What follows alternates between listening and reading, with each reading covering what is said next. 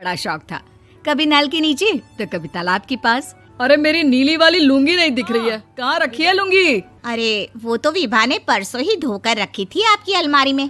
देखो मैंने आज धो दी, मुझे लगा कि गंदी हो गई होगी। अरे कैसे गंदी हो गई थी, उसे तो मैंने पहना भी नहीं। हे भगवान, इस लड़की के कपड़े धोने की आदत से परेशान हो गया हूँ मैं।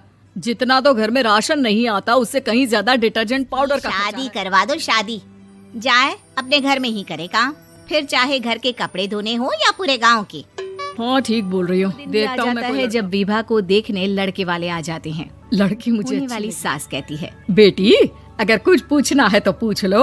वैसे तो हमारी लड़की बहुत ही शर्मीली है, जो बोल दो वो मान लेती है, इसे क्या पूछना होगा। अरे कैसी बात कर रही हो माँ, मुझे इन लोगों के घर रहना है। हाँ बेटा पूछ लो ना, क्या पूछना है। आप लोगों के घर कपड़े कौन धोता है? सास का मुंह बन जाता है। देखो अगर तुम ये कहना चाहती हो कि तुम्हें कपड़े धोने नहीं आते तो सुन लो, कपड़े मैं ही धोती हूँ, लेकिन तुम्हारे आ जाने के बाद मैं चुप रहना। भाग्यवान, बहू बेचारी घर आई नहीं, उसे डराना शुरू कर दिया। वो क्या है ना बिटिया, अभी तक तो ये कल्लू की माँ ही धोती थी, लेकिन अब तुम्हारे पापा तो दहेज में वॉशिंग मशीन देंगे ही। तभी विभा की माँ बोल पड़ती है, सवाल भी पूछा तो क्या। वैसे भाई साहब, मशीन की तो फिर भी कपड़े धोने की कैपेसिटी होती है। मतलब जो बिटिया दे रहे हैं ना विभा, इसे कपड़े धोने का बहुत शौक है। ये आप लोगों के क्या, आस पड़ोस गांव मोहल्ले सबके कपड़े धो दे और उफ तक ना करे। बाहर देखा नहीं आपने कितने कपड़े सूख रहे हैं, सब हमारी बिटिया ने ही तो धोए हैं। बस भी करो ना माँ, शर्म आ रही इतनी तारीफ सुनकर। और तो और एक दाग निकाल कर दिखाओ तो मान जाऊँ। हाँ अच्छा माफ करना बेटा, मैंने गलत समझा, हमें तो रिश्ता बहुत पसंद है। और ऐसे जुड़ जाता है रिश्ता कपड़े धोने का शौक रखने वाली विभा का। उसकी शादी हो जाती है कोयला फैक्ट्री में काम करने वाले कल्लू के साथ। शादी के बाद अचानक विभा चिल्लाती हुई सास के पास आती है। सासू माँ, अरे सासू माँ कहाँ है आप? ये तो धोखा है, धोखा दिया आप लोगों ने मुझे। इसे ससुर के चक्कर के बारे में पता चल गया। अरे तो उसमें तुझे क्यों धोखा मिला है? अरे नल में पानी नहीं आता, कपड़े कैसे कब धुलेंगे? अच्छा तू पानी नहीं आ रहा उसकी बात कर रही है। तो आपने क्या सोचा? कुछ नहीं। अच्छा तेरी माँ ने कहा था कि कपड़े धोने का शौक है तुझे, याद आया मुझे। शौक बोलकर कपड़े धोने वाले मेरे जुनून को कम ना आके सासू माँ, कपड़ा धोना मेरा गुरूर है। तभी पति भी वहाँ आ जाता है। अभी मैंने इसे सनी देओल की फिल्म दिखाई है, उसी के डायलॉग मार रही है माँ। अच्छा सुन, साफ साफ बता रही हूँ, पानी सुबह 4 से 6 और शाम को 10 से 12 आता है, समझी? विभा टाइमिंग सुनकर हैरान हो जाती है। ये क्या भूतों का मोहल्ला है? सुबह 4 बजे उठकर कौन कपड़े धोता है? 4 बजे टंकी में पानी जाता है, फिर सारा दिन धोना ना, किसने मना किया?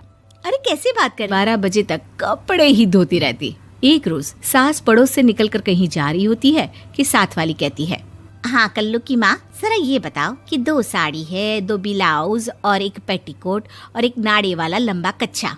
हाँ तो? अरे तो क्या, कितना लोगी धुलाई ये बताओ। धोबन दिख रहे हैं हम क्या? हमारे पति सरकारी नौकरी से अभी रिटायर हुए हैं और बेटा सुपरवाइजर है कोयला फैक्ट्री में। धोबन समझ रखा है हमें? हाय रे कल्लू की अम्मा, माफ कर दो, वो तो मोहल्ले में यही सब बता रहे थे कि तुमने बहू को कपड़ा धुलवाने के काम में लगा दिया है। सास को पड़ोसन की बात सुनकर गुस्सा आ जाता है। वो घर पहुंचती है जहां घर के बाहर ही इतने सारे कपड़े सूख रहे होते हैं जितने कि किसी धोबन के घर पर। अरे ओ कल्लू की दुल्हन, बाहर निकल।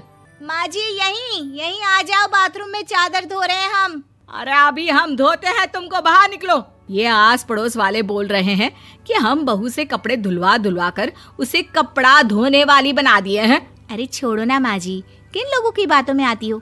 आस पास के लोगों का तो काम ही होता है कि वो खुद ही चुप हो जाए। एक रोज सास और बहू मंदिर जाते हैं, जहाँ सास की साड़ी वहाँ खड़ी भीख मांगने वाली से मिलती है। माँ जी क्या बात है, आपकी साड़ी उस भिखारन से कितनी मिल रही है ना? हाँ देखो तो दोनों की साड़ी मिल रही है। क्या बात है कल्लू की अम्मा, तुम खुद को तो अफसर की बीवी बताती हो और ऐसी सिंपल सी प्लेन साड़ी पहनकर घूमती हो। सिंपल और प्लेन नहीं है ये साड़ी। तो क्या सोने के धागे से फूल बने हैं? कुछ भी सासू माँ, कुछ भी। हाँ बने थे इस साड़ी में सोने के धागे से फूल। मेरे पति लेकर आए थे मद्रास से स्पेशली मेरे लिए 10,000 की।